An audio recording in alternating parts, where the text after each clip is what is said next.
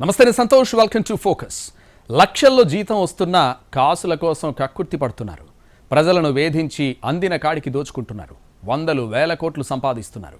బినామీల పేర్లతో ఆస్తులు కొనుగోలు చేస్తున్నారు. కొన్ని ప్రభుత్వ కార్యాలయాల్లోని అధికారులు అవినీతిని అఫీషియల్ చేసేశారు. లంచాలు, కమిషన్లు, మామూళ్ల వసూళ్ల కోసం ప్రత్యేకంగా కొందరిని నియమించుకుంటున్నారు. కోట్లకు పడగలెత్తుతున్నారు. ఏసీబీ దాడులు చేసి ఆస్తులు స్వాధీనం చేసుకుంటున్న కేసుల్లో ఎలాంటి పురోగతి ఉండడం లేదు. తెలుగు రాష్ట్రాల్లో ప్రభుత్వ అధికారుల అవినీతికి అంతే లేకుండా పోతోందా? కమిషన్ లేనిదే ఫైల్ సంతకం చేయడం లేదా?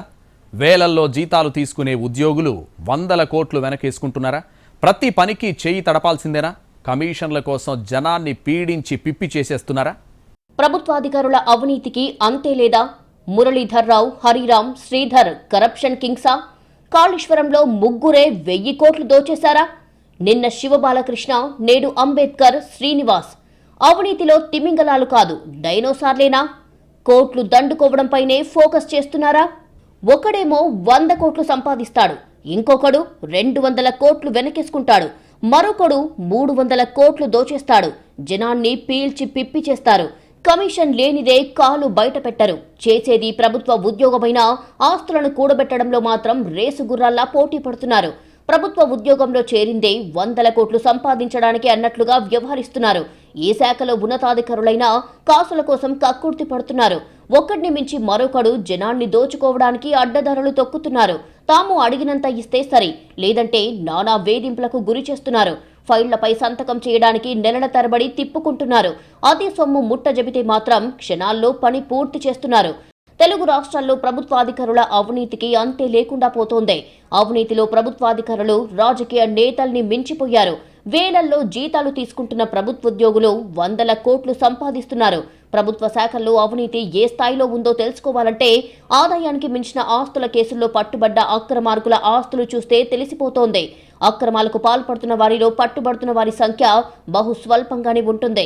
వారి నుంచి స్వాధీనం చేసుకుంటున్న సొమ్ము చూసి అధికారులే విస్తుపోతున్నారు.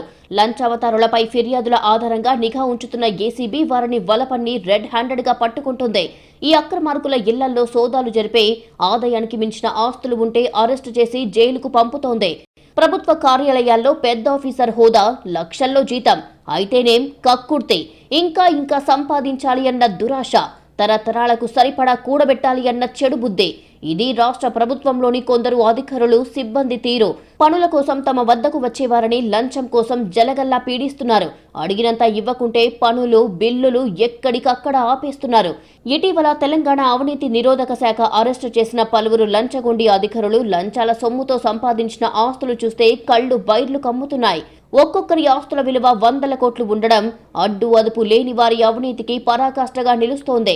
పట్టుబడుతున్న వారు కొందరే అయినప్పటికీ ప్రభుత్వ శాఖల్లో తిష్ట వేసుకున్న అవినీతి అనకొండలు ఇంకా ఎన్నో ఉన్నాయి. ఇటీవల కాలంలో అవినీతి నిరోధక శాఖకు పట్టుబడుతున్న కొందరు ప్రభుత్వాధికారుల ఆస్తులను చూస్తే వీరు వెలకబెడుతున్నది నిజంగా ప్రభుత్వ ఉద్యోగమా లేక కార్పొరేట్ కంపెనీలను నడుపుతున్నారా అనే సందేహం రాకమానదు. అంతలా ఉంటున్నాయి వీరి ఆస్తులు. అవినీతి నిరోధక శాఖ చరిత్రలో సంచలనం నమోదయ్యింది. ఆదాయానికి మించిన ఆస్తుల కేసులో ఏసీబీ పెద్ద ఎత్తున నగదును స్వాధీనం చేసుకుంది. దక్షిణ డిస్కం అధికారి బినామీ ఇంట్లో ఏకంగా 2 కోట్లకు పైగా నోట్ల కట్టలు లభించాయి. తెలంగాణలో ఏసీబీ తనిఖీ సమయంలో ఇంత భారీగా నగదు లభించడం ఇదే తొలిసారి. ఎస్పీడీసీఎల్ హైదరాబాద్ ఇబ్రహీంబాగ్ ఏడీఈ ఇరుగు అంబేద్కర్ తో పాటు బంధువులు, బినామీలకు చెందిన ఇళ్లు, కార్యాలయాల్లో ఏసీబీ సోదాల సమయంలో ఇది బయటపడింది. అతడి అక్రమార్జనపై అందిన ఫిర్యాదుపై ఏసీబీ కొన్ని రోజులుగా ఫోకస్ చేసింది. హైదరాబాద్తో పాటు ఉమ్మడి మెదక్, నల్గొండ జిల్లాల్లో ఏసీబీ బృందాలు ఏకకాలంలో 10 ప్రాంతాల్లో సోదాలు నిర్వహించాయి. సంగారెడ్డి జిల్లా బీరంగూడ మల్లికార్జున నగర్లో అంబేద్కర్ బినామీగా భావిస్తున్న సతీష్ ఇంట్లో 2.18 కోట్లు పట్టుబడ్డాయి. నోట్లను లెక్కించేందుకు యంత్రం అవసరమయ్యింది. సోదాల సమయంలో మాదాపూర్ ఖానామెట్లోని మాగ్నస్ లేక్ వ్యూ అపార్ట్మెంట్ 307 ప్లాట్లోనే ఉన్న అంబేద్కర్ ను అధికారులు అదుపులోకి తీసుకుని అరెస్టు చేస్తున్నట్లు ప్రకటించారు. వైద్య పరీక్షల అనంతరం రిమాండ్కు తరలించారు. అంబేద్కర్ విధులు ఐటీ కారిడార్లు కావడంతో భారీ భవంతులు, ఐటీ భవనాలు పెద్ద సంఖ్యలో ఉన్నాయి. వాటికి విద్యుత్ కనెక్షన్ల జారీలో పెద్ద ఎత్తున ముడుపులు తీసుకునేవారని ఫిర్యాదులు ఉన్నాయి. ఏదైనా ఒక కంపెనీ సర్వీస్ కావాలని దరఖాస్తు చేస్తే సమీపంలోని ఉపకేంద్రం నుంచి సర్వీస్ ఇవ్వడానికి లోడ్ సరిపోదని సాకు చూపేవారు. దూరం నుంచి లైన్ వేసుకోవాలని ఎస్టిమేషన్ ఇచ్చేవారు. అందుకు కోట్లలోనే వ్యయం అయ్యే అవకాశం ఉండడంతో ఆ సంస్థ ప్రతినిధులతో బేరసారాలు సాగించేవారని అంబేద్కర్ పై ఫిర్యాదులు ఉన్నాయి. అప్పుడు భారీ ఎత్తున ముడుపులు తీసుకోవడమే కాకుండా ఆ పనుల్ని తన బినామీలతోనే చేయించడం ద్వారా కోట్లల్లో అక్రమార్జన సాగించారు అని ఆరోపణలు ఉన్నాయి. అంబేద్కర్ పనిచేసిన చోట 3 బినామీల పేర్లతో తనే కాంట్రాక్టులు చేసేవారని ప్రచారమూ ఉంది. ఆ గుత్తేదారులకు కేవలం లేబర్ వర్కులు ఇచ్చి మిగతా పనులన్నీ తన బినామీలతో చేయించి బిల్లులు పొందేవారు. బినామీలను కాదని వేరే వారికి ఎవరైనా కాంట్రాక్ట్ ఇస్తే వారిని ఇబ్బంది పెట్టేవారనే ఫిర్యాదులు కూడా ఉన్నాయి. అధికారులు తన మాట వినకపోతే ఏసీబీకి ఫిర్యాదులు చేయించి పట్టించేవారని ఈ శాఖలోని ఉద్యోగులు చెబుతున్నారు. అంబేద్కర్ స్థిరాస్తులకు సంబంధించిన పలు దస్త్రాలు, నగలు, బ్యాంక్ డిపాజిట్ పత్రాలను స్వాధీనం చేసుకున్నాయి. వీటి విలువ బహిరంగ మార్కెట్లో 300 కోట్లు ఉంటుందని అంచనా వేస్తున్నారు. సూర్యాపేట జిల్లా పెన్పహాడ్లో 10 ఎకరాల స్థలంలో ఏర్పాటు చేసిన అంతర్ కెమికల్ కంపెనీకి అంబేద్కర్ డైరెక్టర్గా ఉన్నట్లు, దాని నిర్మాణానికి 1 కోటి వరకు పెట్టుబడి పెట్టినట్లు విచారణలో వెల్లడయ్యింది.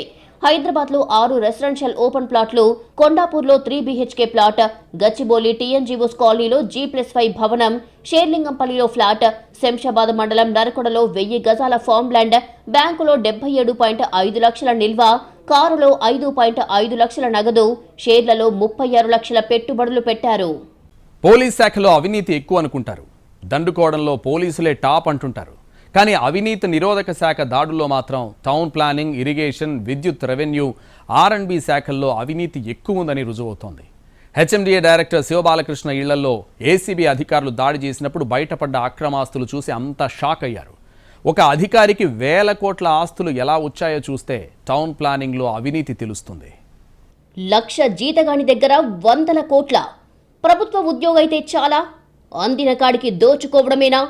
HMDA అధికారి దగ్గర 2,000 కోట్ల, ఇరిగేషన్ ఇంజనీర్లకు 100 కోట్ల ఆస్తుల, ఎలక్ట్రికల్ ADE వద్ద 1000 కోట్ల. అవినీతిలో తిమింగలాలను దాటి డైనోసార్లయ్యారా? జనం సొమ్మంతా అధికారుల ఇళ్లల్లోనే ఉందా? కొంతకాలంగా అవినీతి తిమింగలాలపై ఏసీబీ కొరడా జులిపిస్తోంది. తెలంగాణలో మొన్న మున్సిపల్, నిన్న నీటిపారుదల శాఖ, నేడు విద్యుత్, ట్రైబల్ వెల్ఫేర్ శాఖ అధికారులు ఏసీబీకి చిక్కుతున్నారు. ఏసీబీ దాడి చేసి పట్టుకునే ట్రాప్ కేసులతో పాటు అడ్డగోలుగా అక్రమార్జన చేస్తున్న వారిపై నిఘా పెట్టి ఆదాయానికి మించి ఆస్తులు ఉంటే కేసులు నమోదు చేస్తోంది. గతేడాది 129 ట్రాప్ కేసులు, 11 ఆదాయానికి మించిన ఆస్తుల కేసులు నమోదు చేశారు. ట్రాప్ కేసులలో బాధితుల నుంచి లంచవతారాలు తీసుకుంటున్న సొమ్మును మాత్రమే పట్టుకుంటున్నారు. గతేడాది ఈ విధంగా 82,78,000 పట్టుకున్నారు. కాళేశ్వరం విశ్రాంత ఈఎన్సీ మురళీధర్రావుపై ఆదాయానికి మించిన ఆస్తులు భారీగా ఉన్నట్లు గుర్తించింది. కొండాపూర్లో విల్లా, బంజారాహిల్స్, యూసుఫ్గూడ, బేగంపేట్, కోకాపేట్లో ఫ్లాట్లు, హైదరాబాద్లో వాణిజ్య భవనం, జహీరాబాద్లో సోలార్ పవర్ ప్రాజెక్ట్, వరంగల్లో 11 ఎకరాల వ్యవసాయ భూమి, హైదరాబాద్లో 4 ఇంటి ఖాళీ స్థలాలు, మోకిలాలో 6,500 చదరపు గజాల ఖాళీ స్థలం, ఖరీదైన బెంజ్ కారు ఏసీబీ అధికారుల దాడుల్లో బయటపడ్డాయి. వీటి విలువ మార్కెట్ రేటు ప్రకారం దాదాపు 300 కోట్లకు పైగా ఉంటుందని ఏసీబీ అంచనా వేసింది. కాళేశ్వరం మాజీ ఈఎన్సీ హరిరాంపై కూడా ఏసీబీ ఆదాయానికి మించిన ఆస్తుల కేసు నమోదయ్యింది. దాడుల్లో ఆయన ఆస్తుల విలువ మార్కెట్ రేటు ప్రకారం 200 కోట్లకు పైనే ఉంటుందని అధికారులు అంచనా వేశారు.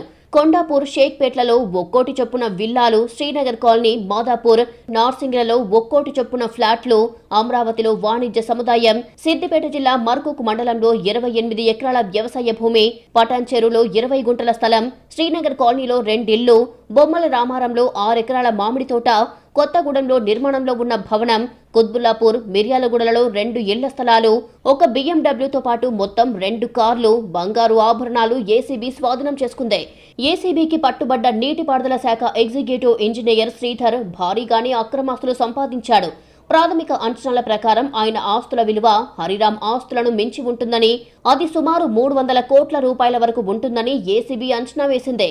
తెల్లాపూర్లో విల్లా, షేక్పేట్లో 1 ఫ్లాట్, కరీంనగర్లో 3 ఫ్లాట్లు, అమీర్పేట్లో వాణిజ్య సముదాయం, హైదరాబాద్, వరంగల్, కరీంనగర్లలో 1 కోటి చొప్పున భవనాలు, హైదరాబాద్ శివార్లలో 16 ఎకరాల వ్యవసాయ భూమి, హైదరాబాద్, వరంగల్, కరీంనగర్లలో ఖరీదైన ప్రాంతాల్లో 19 ఇళ్ల స్థలాలు, 2 కార్లు, బంగారు ఆభరణాలను ఏసీబీ స్వాధీనం చేసుకుంది.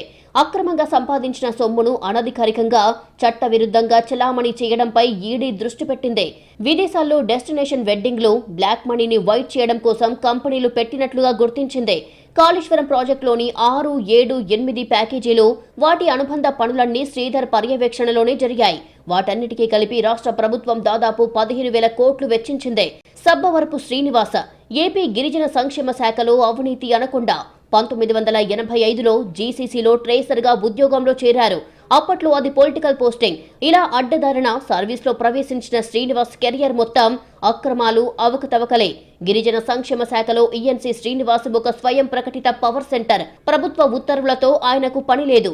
ఆయన చెప్పిన విధంగా చేస్తే అదే వేదం. కాంట్రాక్టర్ అయినా ఉద్యోగైనా శ్రీనివాస్ చెప్పినట్టు చేయాల్సిందే.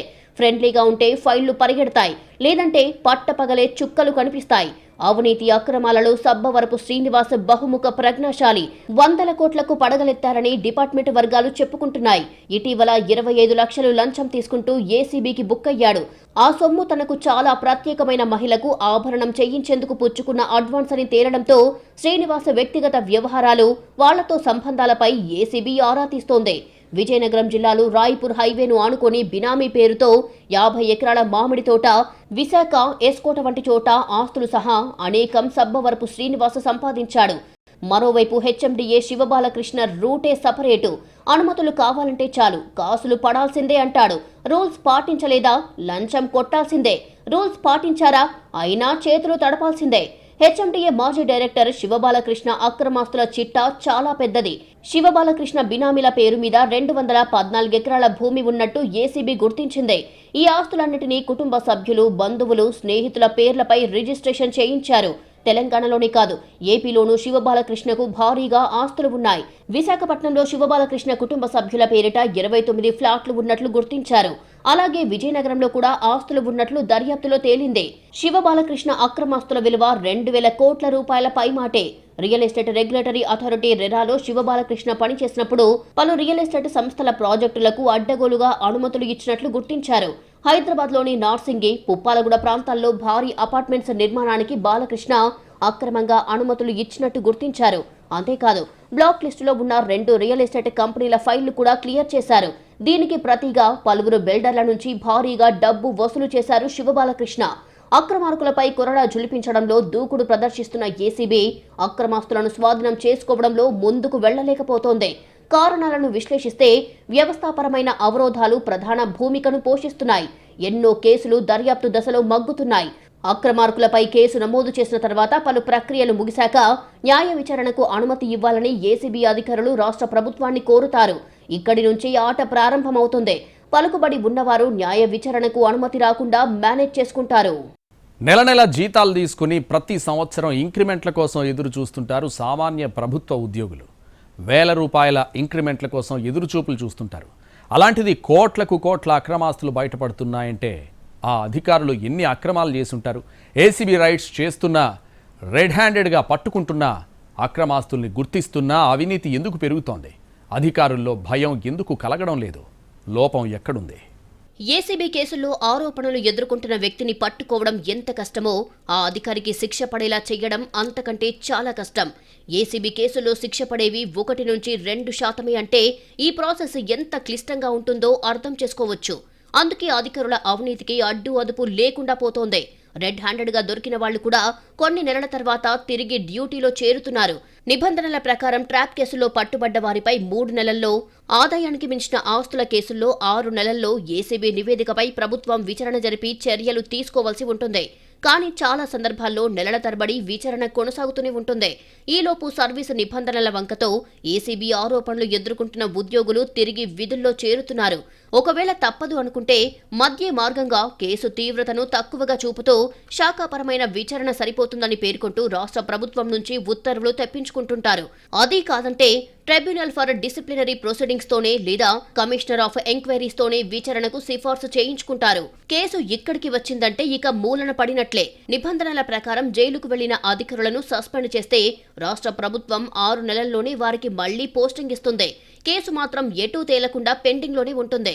ఒకవేళ న్యాయ విచారణకు అనుమతి వచ్చినా కింది కోర్టు శిక్ష విధిస్తే నిందితులు సుప్రీంకోర్టు దాకా వెళ్తారు. కేసు కొట్టేస్తే ఏసీబీ అధికారులు వెళ్తారు. విచారణ ఆలస్యమయ్యే కొద్దీ కేసు నీరుగారిపోతూ ఉంటుంది.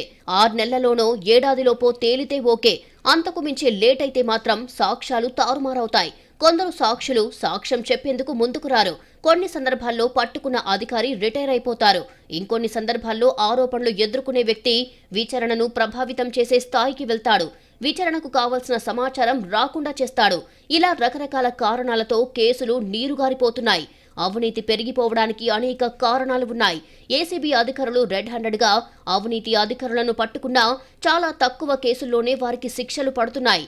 దీనికి అనేక కారణాలు ఉన్నాయి. చట్టాల్లో లొసుగుల్ని ఆసరాగా చేసుకుని అవినీతితో సంపాదించిన సొమ్ము తమకు తెలిసిన నేతల పలుకుబడిని ఉపయోగించుకొని కేసుల నుంచి బయటపడిపోతున్నారు. ఏసీబీ పట్టుకున్నప్పుడు టేబుల్పై డబ్బు, సోదాలు చేసినప్పుడు భారీగా బంగారం, దస్తావేజులు కనిపిస్తాయి. ఆ తర్వాత ఆ అధికారులకు ఎలాంటి శిక్షలు పడ్డాయన్నది మాత్రం చాలా మందికి తెలియదు. ఆదాయానికి మించిన ఆస్తుల్లో ఈ డబ్బు ఎక్కడిది అంటే ఫలానా చోట నుంచి వచ్చిందని చెబుతారు. అసలు ఆ మార్గంలో డబ్బు వచ్చిందా లేదా అనేది ఎంక్వైరీ చేయడానికి టైం పడుతుంది. ఈలోపు అతను అక్కడ మేనేజ్ చేయవచ్చు, లేదా అతని వాదన తప్పు అని నిరూపించే అవకాశం అక్కడ ఉండకపోవచ్చు. ఇలాంటి కారణాలతో విచారణ ఆలస్యమవుతూ ఉంటుంది. ఆస్తులు ఎక్కడి నుంచి వచ్చాయనేది ఏసీబీ లెక్కించే పద్ధతిలో కొన్ని లోపాలు ఉన్నాయి. ఉదాహరణకు వంశపారంపర్యంగానో పెళ్లి ద్వారానో వచ్చిన ఆస్తి, బంగారం విలువ భారీగా పెరగవచ్చు. తక్కువ ధరకు కొనుగోలు చేసిన ఆస్తుల విషయంలో కూడా ఈ ఇబ్బంది ఉంటుంది. అటువంటి సమయాల్లో అది అవినీతి ద్వారా వచ్చింది కాదు అని నిరూపించుకోవడానికి చాలా సమస్య అవుతుంది. మరోవైపు ఫిర్యాదు చేసేవారు చాలా కోపంతో, కసితో వస్తారు. ఒక్కసారి ఆ అధికారిని ట్రాప్ చేశాక ఫిర్యాదు చేసిన వ్యక్తి కోపం చల్లారిపోతోంది. దీంతో ఆ తర్వాత కేసు విషయంలో ఫిర్యాదుదారు పట్టించుకోరు. ఏసీబీ సిబ్బందే ఫాలో అప్ చేయాలి. ఇదే పెద్ద సమస్య. ఏసీబీలో పనిచేసేది కూడా పోలీసులే. ఒకప్పుడు ఏసీబీకి బదిలీ చేయాలంటే డిపార్ట్మెంట్లో చాలా ఎంక్వైరీ చేసి నిజాయితీ పరులనే తీసుకునేవారు. ఇందులో పోలీసులతో పాటు కాకుండా అటవీ శాఖ, ఇంజనీరింగ్, రెవెన్యూ, ట్యాక్సులు, అకౌంట్స్ నిపుణులు ఉంటారు. ఆయా సబ్జెక్టుల వారీగా కేసులు అధ్యయనం చేయడానికి వీరు ఉంటారు. సాధారణంగా ఏసీబీకి ఎవరైనా ఫిర్యాదు చేస్తే నేరుగా రంగంలోకి దిగకుండా ముందు కొంచెం ఎంక్వైరీ చేస్తారు. రహస్య విచారణ తర్వాత ఉన్నతాధికారులు ఒక నిర్ణయం తీసుకుంటారు. అవినీతి తీవ్రత, ఉద్యోగ స్థాయి, కొన్ని చట్టపరమైన అంశాల ఆధారంగా వివిధ స్థాయిల్లోని ఏసీబీ అధికారులు నిర్ణయం తీసుకుంటారు. సమాజంలో అవినీతి రోజు రోజుకు పెరిగిపోతోంది. కరప్షన్ను అరికట్టేందుకు అనువైన చట్టాలు లేకపోవడంతో అవినీతి పరులు సునాయాసంగా కేసుల నుంచి తప్పించుకొని స్వేచ్ఛగా తిరుగుతున్నారు. అవినీతికి పాల్పడే అధికారులకు, వారికి సహకరించే వ్యక్తులకు కూడా చట్టంలో నేరస్తులుగా గుర్తించాలని స్పష్టంగా ఉంది. గతంలో ఏసీబీ, సీబీఐ అధికారులు అవినీతి అధికారులను పట్టుకున్న సందర్భంలో కేవలం కేసులు మాత్రమే పెట్టేవారు. అయితే చట్టంలో సవరణలు చేసి అవినీతి సొమ్ముతో దొరికిన అధికారిని అప్పటికప్పుడు అరెస్టు చేసి కోర్టులో ప్రవేశపెడుతున్నారు. ఈ విధానం వల్ల అవినీతి అధికారులకు కొంత భయం కలిగింది. అయితే అరెస్టు కావడం, వెంటనే బెయిల్పై బయటికి రావడం జరిగిపోతోంది. అంతేకాకుండా ఈ కేసులు కోర్టుల్లో నెగ్గకపోవడంతో అవినీతి అధికారులు తిరిగి విధుల్లో చేరుతున్నారు. కోర్టుల్లో కూడా ఎక్కువ కేసులు ఉండటంతో విచారణ ఆలస్యమవుతోంది. దీంతో సర్వీస్ రూల్స్ ప్రకారం అంతకాలం పాటు అధికారుల్ని సస్పెన్షన్లో పెట్టే అవకాశం ఉండదు. దీంతో వారు తిరిగి విధుల్లో చేరి మళ్లీ తమ వ్యవహారాలు కొనసాగిస్తారు. అవినీతి కేసులు కోర్టుల్లో 95% వరకు వీగిపోతుంటాయి. శిక్షలు పడే కేసులు చాలా తక్కువగా ఉంటాయి. దేశంలో అవినీతి పెరిగిపోవడంపై సుప్రీంకోర్టు కూడా ఆందోళన వ్యక్తం చేసింది. KC Sareen versus union of India కేసు తీర్పును ప్రస్తావించింది. ఒక ప్రభుత్వాధికారి అవినీతి కేసులో దోషిగా తేలితే హైకోర్టుల్లో అతను నిర్దోషిగా తేలేంత వరకు విధుల్లోకి తీసుకోకూడదు. ఒకవేళ అపీల్ పెండింగ్ లో ఉన్నా సరే ఉద్యోగంలోకి తిరిగి అనుమతించకూడదు అని ఈ కేసులో తీర్పిచ్చింది. అవినీతిని అరికట్టేందుకు మనకు ఉన్న సంస్థలు, చట్టాలు బోలెడు. అవినీతి నిరోధక శాఖ, కేంద్ర దర్యాప్తు సంస్థ, ఎన్ఫోర్స్మెంట్ డైరెక్టరేట్ వంటి సంస్థలు, అవినీతి నిరోధక చట్టం, ప్రివెన్షన్ ఆఫ్ మనీ లాండరింగ్, ప్రజావేగుల చట్టాలు, సమాచార హక్కు చట్టం వంటివి అనేకం ఉన్నా అవినీతి అణువైనా తగ్గకపోవడానికి కారణాలు అనేకం. దర్యాప్తు సంస్థలు ఎంతో శ్రమించి అవినీతి పరులను గుర్తించి అరెస్టు చేస్తున్నా ఆయా కేసులలో శిక్ష పడుతున్నది కొద్ది మందికే. అయితే అవినీతి నిర్మూలన ప్రభుత్వాల బాధ్యత మాత్రమే కాదు, ప్రజలు కీలక పాత్ర పోషించవలసిందే. అవినీతికి తాము దూరంగా ఉండటంతో పాటు అవినీతి పరుల్ని ఎక్కడికక్కడ నిలదీయగలగాలి. ప్రజా చైతన్యం రగిలితే అవినీతి పరుల గుండెల్లో రైళ్లు పరిగెడతాయి. అదే సమయంలో ప్రభుత్వాలు చట్టాలలోని లొసుగులను సవరించే చట్టాలను లోపరహితంగా రూపొందించాలి. అవినీతి పరులకు కఠిన శిక్షలు విధించేలా చట్టాలను సవరించాలి. అటు అవినీతి పరుల్లో కూడా ఆస్తులు జప్తు చేస్తారు, ఏమీ మిగలదు, జైలు శిక్షలు వేస్తారు అనే భయం రావాలి. ఇప్పుడెలా ఉందంటే ఓ 10 కోట్లు తింటే ఉద్యోగం పోయినా పర్లేదు అనే పరిస్థితి వచ్చింది. ఆస్తిపోయి కుటుంబం రోడ్డున పడుతుంది అన్న భయం లేదు. అందుకే విచ్చలవిడిగా అవినీతి పెరిగిపోతోంది.